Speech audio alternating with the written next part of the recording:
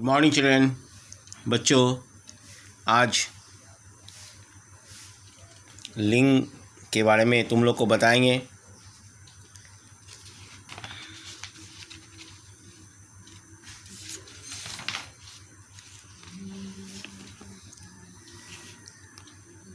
संज्ञा के विकार। सौ परंक्ष्वार ज्ञ में आ की मात्रा संज्ञा, क में ए की मात्रा के, व में छोटा की मात्रा वी, क में आ की मात्रा का, र विकार।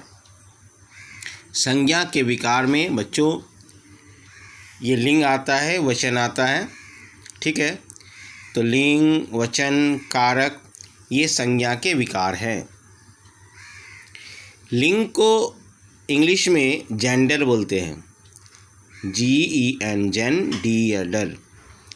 तो हम लोग को हिंदी से मतलब है, तुम इस चित्र को देख रहे हो, यहाँ एक पिता बैठा हुआ है फैमिली के साथ, यहाँ माँ बैठी हुई है, दो बच्ची बैठी हुई है, दो बच्चे बैठे हुए हैं, ठीक है।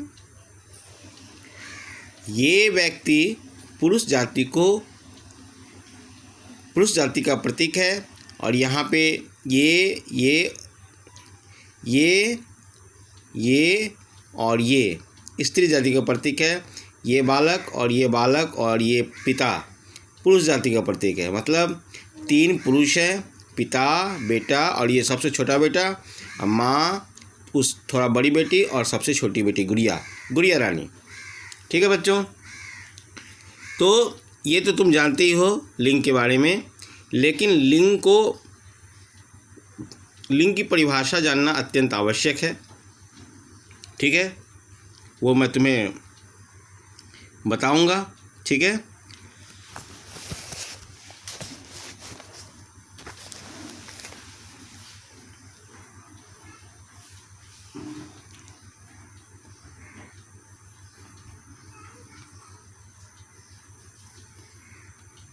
बच्चों, कल गांधी जयंती थी। स्कूल होता तो मैं तुम लोगों को बहुत सारा बात उस पर बता सकता था कि गांधी जी ने हमारे देश की आज़ादी के लिए बहुत बड़ा संघर्ष किया। उन्हीं के नेतृत्व में हमारा देश जो है आज़ाद हुआ था।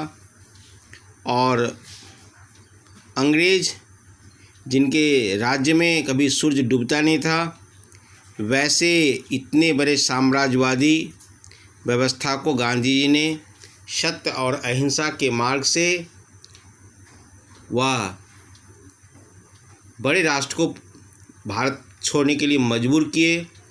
और उनके संघर्ष में सुभाष चंद्र बोस, भगत सिंह, चंद्रशेखर आज़ाद, अशफाक उल्लाह खां, राजेंद्र लहरी, नेहरू जी, सुरेंद्रनाथ बोस, बटुकेश्वर दत्त,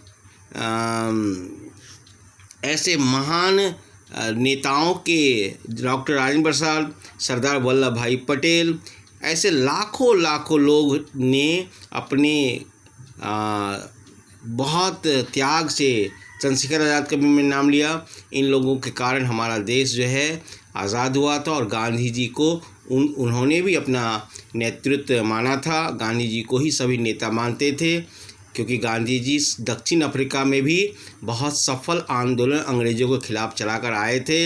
इसलिए जब वे भारत में 1916 में आए तो उनको भारत के कांग्रेस पार्टी, जो वह उस समय एक ही पार्टी होती थी, जो आज का कांग्रेस है वो कांग्रेस ई है, इंदिरा कांग्रेस है, आई।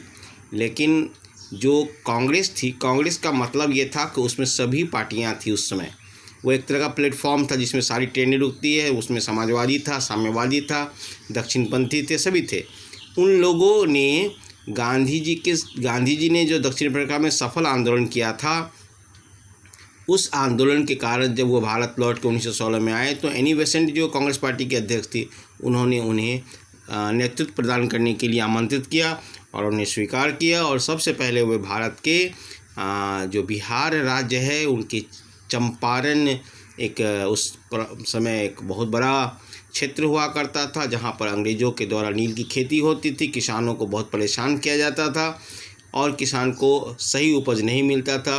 उनको धान चावल गेहूं उगाना था, लेकिन उनके कारण उन्हें खल नील की खेती करनी पड़ती थी। और दिन प्रतिदिन उनके जो अपने व्यवसाय थे, उनके कुटीर उद्योग थे, उनके जो माल जाल थे वो ख़त्म होने लगे और आर्थिक रूप से भारत के लोग, भारत के किसान मजदूर जो है पंगु होने लगे, कमज़ोर होने लगे, गरीब होने लगे। यह खबर जब गांधी जी को लगी तो गांधी जी वहाँ आ गए और उन्होंने सत्याग्रह वहीं पे स्टार्ट किया था। सत्य के लिए आग्रह, सत्य के सामने सत्य को लेकर लड़ाई लड़ना, और सत्य की लड़ाई उन्होंने लगी। और वहाँ पे भारत के लोगों को एक प्रकार से राजनीतिक रूप से पहली बार सफलता मिली थी। अंग्रेज़ों को गांधी जी के सभी शर्त को मानना पड़ा था। तो बच्चों, ये गांधी जी थे। दूसरे थे शास्त्री जी। लाल बहादुर शास्त्री भारत देश के आज़ादी के बाद के सबसे प्रमुख नेता में हुए हैं। वे एक सफल नेता रहे हैं। बहुत छोटा कद था उनका, और संजोग से भारत देश बहुत ही भाग्यशाली है कि दोनों ही महान विभूति का जन्म 2 अक्टूबर को ही हुआ था। बच्चों, गांधी जी के बाद लाल बहादुर शास्त्री ने भी, जब भारत की बागडोर सेकंड प्रधानमंत्री नेहरू जी के मरने के बाद उन्हीं को बनाया गया था, तो वे बहुत ही सादगी से, ईमानदारी से सरकार को चलाया था। वे बड़े अत्यंत गरीब परिवार से आए थे। वे जब जाते थे अपने स्कूल तो उनके उस बीच में एक नदी पड़ती थी। उस नदी पे नाव चलती थी, लेकिन उनके पास उतराई के पैसे नहीं थे नाव वाले के, तो वो अपने माथे पे अपने कपड़े बांध लेते थे, किताब बांध लेते थे और स्कूल चले जाते थे। तैर कर जाते थे, तैर कर आते थे। उनके ज़माने में जो लोग थे उन्होंने ही ऐसा कहा है और किताबों में भी लिखी हुई है। और उन्होंने सादगी थे, बहुत साधारण परिवार से आए थे, तो वे बहुत मेहनती थे। और वे प्रधानमंत्री जब बने तो भारत के सामने बहुत बड़ी चुनौतियां थी कि भारत के पास गेहूं नहीं था, खाद्यान्न नहीं था, अमेरिका देना नहीं चाह रहा था। उन्होंने उसी समय एक स्वामीनाथन आयोग बनाकर सबको यह किया कि जैसे भी हमें खाद्यान्न के मामले में आत्मनिर्भर बनना है। और बच्चों, उसी समय जो है ग्रीन रेवोल्यूशन का फाउंडेशन पड़ा था बच्चों। और उन्होंने एक नारा दिया था, जय जवान जय किसान। उन्होंने कहा था क्योंकि उस समय हमारे देश पर पाकिस्तान ने आक्रमण कर दिया था और उन्होंने बड़ी सफलता से पाकिस्तान को हराया था, इसलिए उन्होंने जवान के लिए भी जय कहा था। और किसानों ने जो उनके बात को सुनकर बहुत ज़्यादा उपज किया था गेहूं का, इसलिए उन्होंने जय किसान भी कहा था। भारत देश दो ही तरीके से अच्छा रह सकता है, यदि हम जवान को भी उत्साहित करें और किसान को भी प्रोत्साहित करें।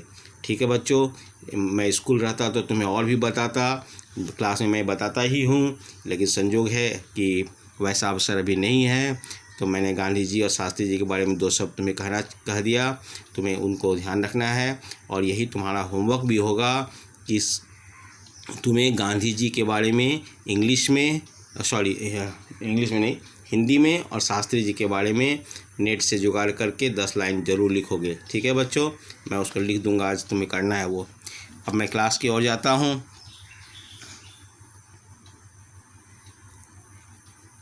संज्ञा के विकार। ठीक है, संज्ञा के विकार में पहला है लिंग,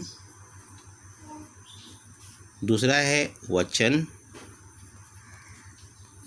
और तीसरा है कारक। इसको बाद में पढ़ाऊँगा। आज सबसे पहले मैं पहला वाला लिंग को पढ़ाता हूँ। लिंग मतलब जेंडर। चित्र में भी मैंने दिखाया तुम्हें कि उसमें 3 पुरुष है और 3 स्त्री है, पापा, बेटा और सबसे छोटा बेटा, और मम्मी, बड़ी बेटी और छोटी बेटी। तो बच्चों, सबसे पहले हमको इसका डेफिनेशन जानना चाहिए कि लिंग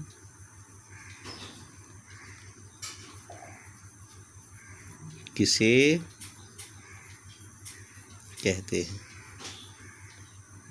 ठीक है,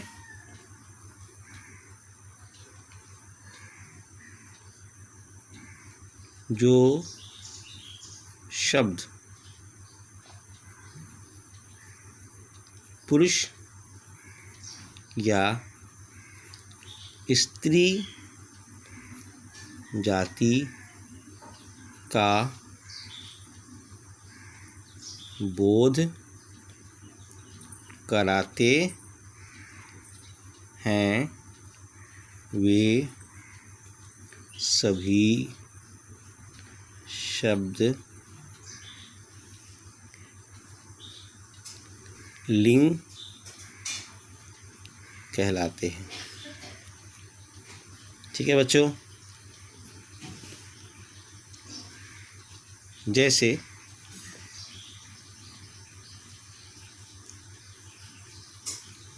दादा दादी,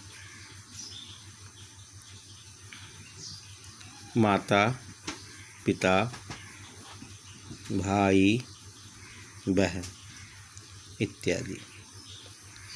बच्चों, लिंग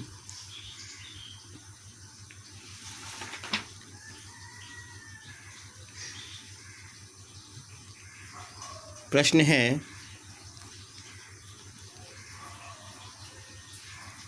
लिंग कितने प्रकार के होते हैं? ठीक है,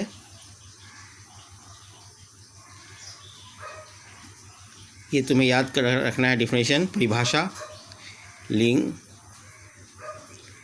दो प्रकार के होते हैं। ठीक है, समझे बच्चों? पहला है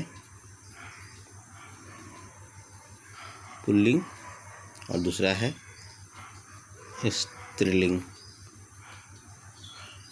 ठीक है, अब प्रश्न है,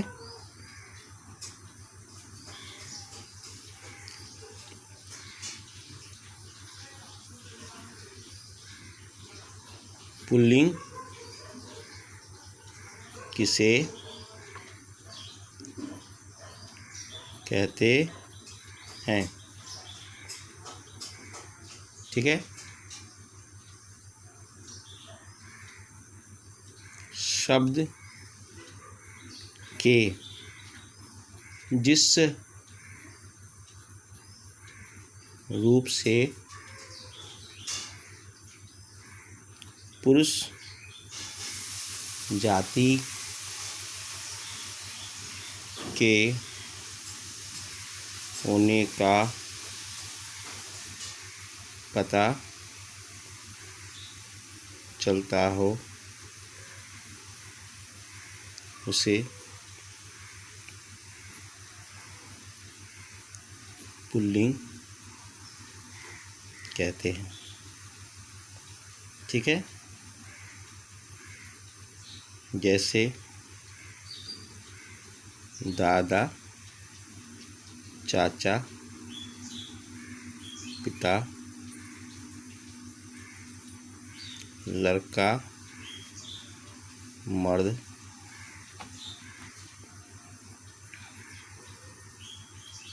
भैया। ठीक है, इत्यादि। और दूसरा है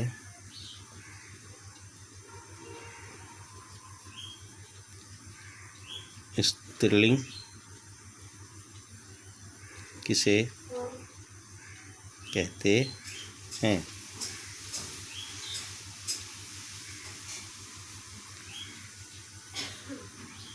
शब्द के जिस रूप से स्त्री जाति के होने का पता चलता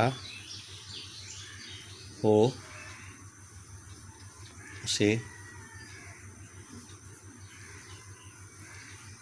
स्त्रीलिंग कहते हैं। जैसे दादी, चाची, माता, माँ भी कहते हैं, लड़की,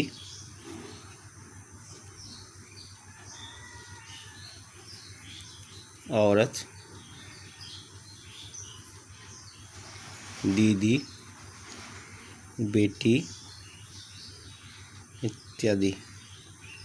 बच्चों, मैं होमवर्क दे रहा हूँ तुम्हें।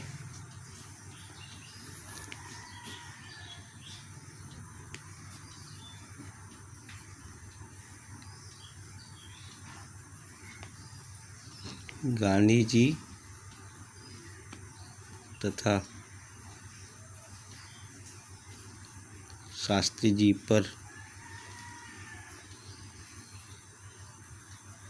निबंध लिखो। ठीक है, 10 लाइन लिखोगे। Thank you, have a nice day.